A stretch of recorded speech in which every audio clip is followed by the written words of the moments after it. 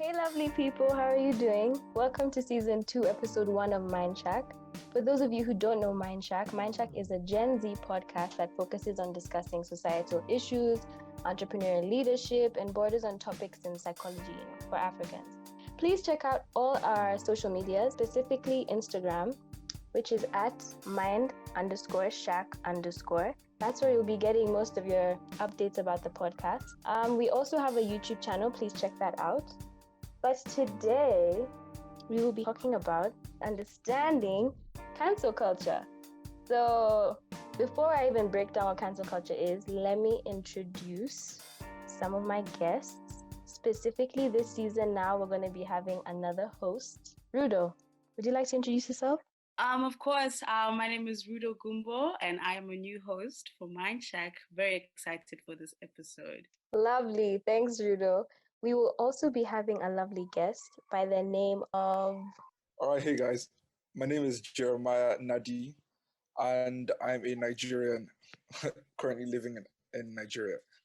And I'm going to be talking today on the topic of cancel culture with the Mindshack team. And it's one that I'm really excited about because it's something that everyone knows a little bit about, but people are not really ready or not willing to talk about it too often. I'm really excited to see the different views and the different things you can talk about today. So our other guest, I'll let him introduce himself. Hey guys, so my name is Sofonias Negussie. I am an Ethiopian living in South Africa. Yeah, I'll also be joining to talk about cancel culture. And I think what's interesting for me is we've seen a lot of it happen so much lately, but there's very vague definitions about what exactly it is. There's also a lot of controversy about whether it's a good or a bad thing. So I'm excited to hear what that sounds like from other people's perspectives, because my sort of idea of it changes depending on who we're canceling and why. Oh, cool. So let's actually just get into the conversation. And I think we can start off by just giving like a little brief definition of what cancel culture is.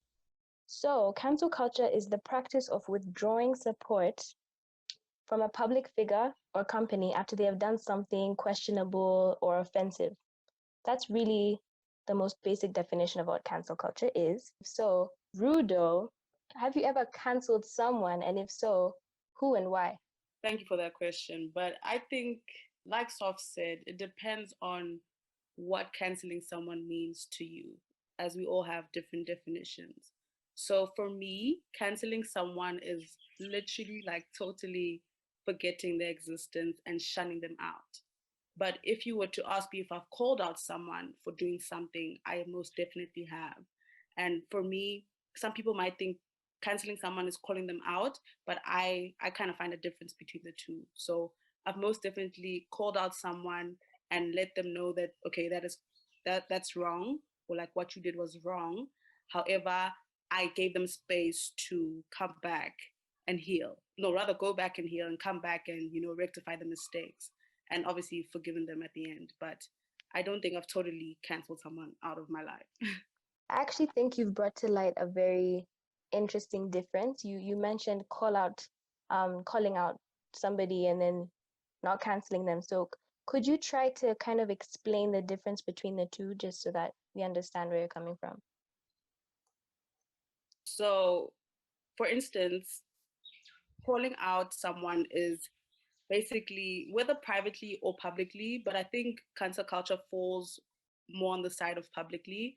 Calling out someone is basically letting them know that what they have done is basically not ethical or immoral, and basically telling them what they can do to rectify it. But most times they don't really add the part of what you can do to rectify it. And I think that's one of the main issues. However, I think calling out is basically telling them that what you're doing is wrong. Canceling someone, for me personally, however, is basically saying, you have done this wrong and we will not forgive you as a group or as a society. And you're basically going to have to deal with your demons, and we have basically written you off. So that's my definition, or my differentiation rather.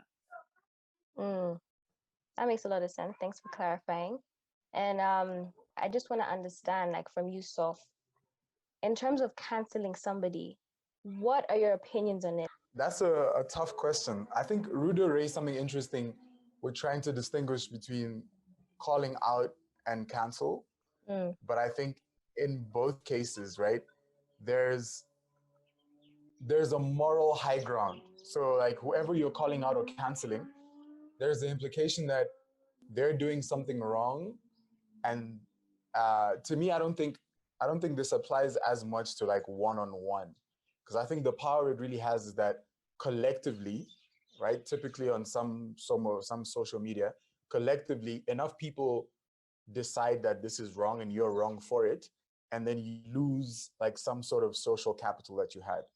So like if you look at your definition, where it's like a public figure or a company, they no longer then hold the same influence that they would have had previously. Like maybe their views aren't seen with the same strength as they were before. So in that sense, I think both with canceling and calling out, it plays an important role because there's people who were previously never checked, right? So these views are, I think, obviously problematic that previously people were allowed to just say, and they were unchecked because, say, like a lot of racist views, a lot of sexist views, a lot of homophobic views, the people who this was targeting didn't have a voice to like call out these kind of behaviors. A lot of them weren't even recognized. What it does is also when someone else is canceled or called out, you on the sidelines, you're given an idea of what is acceptable and what isn't. So I think it plays an important role when it's used in that way. But at the same time, it's like who gets to decide and how effective is it really, right? Because there's some popular examples of people who've been called out, say on Twitter, and the next day they still receive their checks. You know, like the only thing that's happened is maybe a 2-3 month drop in their followers. Okay, I see what you're saying. And, interestingly, actually, one of our guests, Jeremiah, is a Nigerian, and currently there's been a lot of uproar in terms of like what's been happening with SARS. So, Jeremiah, could you give us a little bit of light into that situation? I feel like that's a very important point to bring up at this point, because I really like what Sof said about how at this point in time now we can start checking some of the people who were previously unchecked, because that's one of the good points that I can bring out from cancel culture being a good thing, is that it's been so effective at like challenging some of the issues that we have in our world today, like sexism and racism and abuse and stuff like that. And now, like, we've given people a platform by which they can really, I don't want to say harm, but like there is a consequence for you doing things now, because we as a group have united to say that what you have done is morally wrong, and you can't keep on getting away with it. Because in the past, basically, if you did something, the only place you were going to get punished for it was in the court of law. But now things have changed drastically. Like if you're in the light of the public and you go ahead and say something that people find like potentially like abusive or harmful to other people, you can actually, like Sof said, you can go to the office next day and you don't get your paycheck. You actually get cancelled. You lose your high ground, or you lose your followers. And basically, from this point onwards, you can start like not experiencing life as great as you had it before. And that's something that is happening in Nigeria right now. I don't want to say that SARS is something that we didn't know existed a long time ago. SARS is something that we didn't know was terrible, because people have been living under this whole SARS cloud for a couple of years now, because this dates back to possibly even the 90s or something like that, where the military was still running unchecked in Nigeria. But we have gotten to that point where now, as because this fight is majorly led by the young people, the youth, we've gotten to that point where we can unite as one voice and say that, oh, what you are doing is terrible, this is wrong, and we will not keep on allowing you to do this. And because of the large platform that we have at our hands, due to like stuff like social media and Twitter in like specifically, we can make this cry publicly, we can make this cry loudly, and we can get people all around the world, big personalities like Diddy, and football stars like Neymar, and and Rashford to come up here and really recognize that this is something that is going on in Nigeria, and to actually go ahead and call out the government. We can't even say that we've cancelled SARS, because like we're not giving them a platform in the first place. Like, we're not saying that we're going to diminish you or going to boycott you. That's not what we're doing. We're calling for the government to like completely like dissolve these guys. Like, we want them gone. They should not exist. And that's I feel like that goes like someone beyond the context of this conversation itself, because it's a lot more difficult for that on a political scale. So yeah, that's really what I have to say on that in like the context of Nigerian SARS whole debacle that's going on right now. Yeah, I get what you mean. So you've definitely brought up a lot of points. So what are you thinking about some of the issues that Jeremiah brought to light? I think Jeremiah brought to light a lot of the main problems that I think I have with the conversation as well. And there's a lot of nuance there. Like, for example, when we cancel, right, there has to be a right and a wrong from which we cancel. And what's happened is that, like he said, these progressive values have become the dominant values that we cancel based on. And although these do have like very good impacts if they actually did happen the way we wanted them to, what is happening because of how capitalist our societies are is that people who can profit off of this are hijacking the movement, right? So if you think to how Black Lives Matter was such an important part of this year, even just digitally, brands that had no previous evidence of supporting or even embodied values, or even from when statements were made till now, most haven't shown any of these BLM related values, right? But because of how important that became and how much of a tool that was, right? You get big brands who are using this to profit off of it without getting any benefits. And I think what that does is it brings about the question of why are we doing it in the first place, right? And if we're doing it because we want to make the point that previously problematic ideas should be called out, or essentially we want behavior change, I don't think this is the most effective way. And I say that because social media, for one, is not real, right? Like, it's in the cloud. When I say it's not real, I mean to say that a lot of the times what happens there tends to stay there, right? It's only with activism, for example, where we can raise awareness through social media, but the real work is what's actually happening on the ground. There'd be no point of, say, just hashtags if there wasn't a protest we're raising awareness about. And in that sense, when I say it's not real, what I think the solution to that is to realize whatever we're doing on the digital front, all the awareness we're raising, all the calling out we're doing, needs to be coupled with like actual real life actions, right? Whether that means joining a group that does embody these values or going out and protesting if you can, because otherwise it might get lost just in the cloud. I mean, that's really, really powerful. Even just how you've highlighted that, like, cause of social media, you've been able to reach out to like certain public figures that in the past you didn't have that access to. So I think it is really important that what I believe you, like Soph was saying and what Jeremiah was saying, is that cancel culture, there are some good traits to it, but it's kind of a monster of its own that can lead to complete like destruction. Thank you so much, Jeremiah, for those points and your insight. I mean, I personally stand with you guys and everything that you guys are doing in Nigeria, and I'm sure Mindshack stands with you guys protesting as well. However, the pros that come with calling out, because I mean, without you guys calling them out, the government wouldn't, introspect and see and try and figure out what they're doing wrong. Do you think that there should be laws to cancel or calling out culture? So, for instance, do you think people shouldn't be vulgar? Do you think they should still conduct or speak to authority respectfully? You know what I mean? Or do you think they're kind of exempt from that because they're angry, or because someone simply did something wrong? Or do you think we should still keep our composure? What's your take on that? I feel like one of the biggest problems with cancel culture is that it's a culture that's not like set in stone systems or ways of actually canceling someone.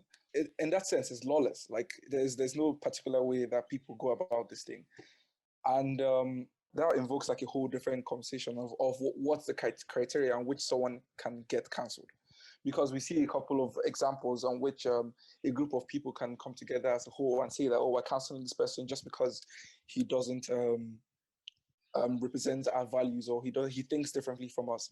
And that's something that we've seen like increasingly on social media, because people are on maybe different sides of the divide, and they just hate the other people on the other side just because they don't think the same way they do.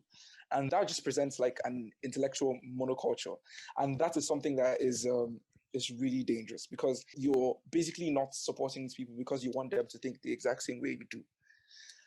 And another problem that I basically think a cancel culture has is that it just feels like people are becoming a little too insistent on canceling people because of mistakes that they made many years ago. It just seems like sometimes people are just like waiting for something to come up on these people, and they really get a chance to like just like put them down. And just at that point, it just feels like kind of performative.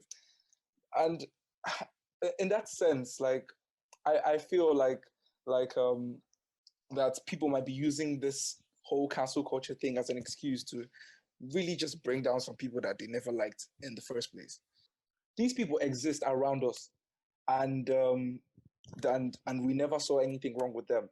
But suddenly, when everyone unites and says that this is what they've done, then it suddenly becomes an issue. And a good example is Harvey Weinstein, because after he got charged for like the whole, I don't know if you know about it, but he was a sexual predator, and apparently everyone around him knew that he was a sexual predator, but there was no news on it until he actually got charged, and people said, and it was actually discovered that he was guilty of the crimes that he was accused. But no one found any issues with it while he was in office. And there's something that I read along those lines, and it said that cancel culture is kind of in line with the whole concept of capitalism, if you get what I mean. Because even if someone gets quote unquote cancelled, you might not necessarily have shown them the wrong in their ways. All you've shown them is that they can't allow these things to go public. And then what happens then is that they try and kick in this whole self-preservation instinct that they might have. And this is something that doesn't only apply to people, it also applies to institutions and companies. And that's why, like, sometimes when someone gets cancelled in the internet, that maybe the company which they represented or which they worked at comes up and gives like a public statement and actually gets them fired. That doesn't necessarily mean that the company's values fall in line with the people who are saying that this person should be cancelled. They're just trying to say that we do not represent this person. And that's something that John Schwartz, he said that that in the world that we live in today, that progressive values are now a powerful tool for branding. And that is something that is very, very true, because they know that backing this person in public or not publicly condemning them can be detrimental to their brand. And as such, like, brands tend to like gravitate towards all these social forms just to ensure that they're in that they appear to be at the forefront of these fights. And I heard about one in Lagos yesterday. This restaurant, Chicken Republic, was giving out food at a protest. I'm not necessarily saying that what they did was they're giving out food as a protest against us. I'm not necessarily saying that they did that because they genuinely didn't want to feed the people. But you can generally see how of a glossy, incredible PR move that would be. Because like now everyone is out here on social media saying, oh, we love Chicken Republic and I'm not eating anywhere else from now on.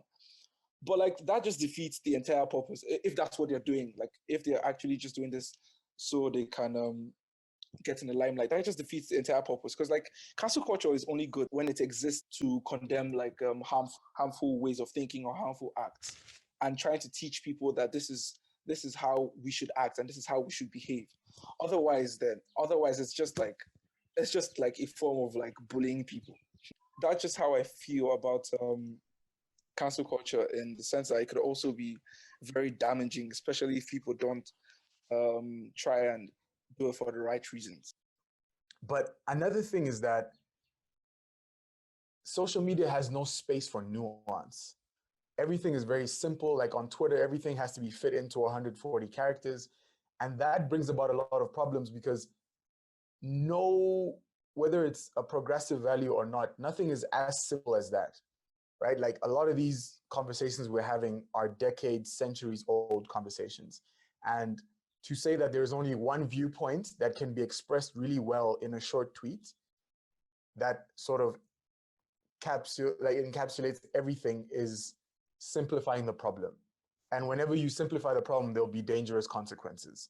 So in that sense as well, I don't think it does what it plans to do. But lastly, and Jeremiah pointed to this with, for example, companies that were firing people that were being canceled, the main thing that happens when you attack someone is they defend themselves. And from a position of fear, there's very little behavior change that's going to happen. So whoever I call out or cancel, the thing I'm calling them out on, I want them to change, or I want them to see a different point of view. And while I do think, for example, there are times where you have to hammer on them and they have to learn the hard way, right? There are people who have lost their livelihoods. And I do think that might be an important lesson that they have to learn. I don't think that should be the standard case. And I don't think that's the most effective way either of getting people to actually then change their behavior about whatever it is we call them out on. So in that sense, it becomes a tool that's very powerful for very select things if we do it right. But like you said, it can become a monster of its own where the net effect might not end up being beneficial. That's brilliant, honestly. You've encapsulated it very, very well. And I think I just want to ask you, Rudo, now, like, what kind of action steps do you think we should start taking in order to navigate cancel culture in a more informed way? I think we first need to introspect our motives. If our intentions are good and set to make sure that people actually become better people, then I think that would be perfect. I think that would also lead inevitably us to like a better place and a solution being solved. So if your motive is just to cause destruction, then your outcome is going to be destruction. You know, we're human and we've all made mistakes in the past, you know, but it's about what we do afterwards, you know. And by no means am I trying to justify, you know, their actions. I believe people should be called out, you know. People should be told that this is wrong, and we should educate people, especially young people, about what is morally wrong, you know, and what is unjust. But we should allow people to become better people, because I'm sure we all would want to be granted that opportunity. I agree with you. Those are huge points that I really think we should take more time and like digest and understand. Thank you all so much for listening, and thank you all for joining us. Shout out to Rudo, to Sof, to Jeremiah for this amazing conversation. I've learned a lot. You guys follow us at Instagram. That's another reminder, at mind_shack. That's where you'll be getting most of your updates on Mindshack. Thank you so much for listening, and see you soon. Bye.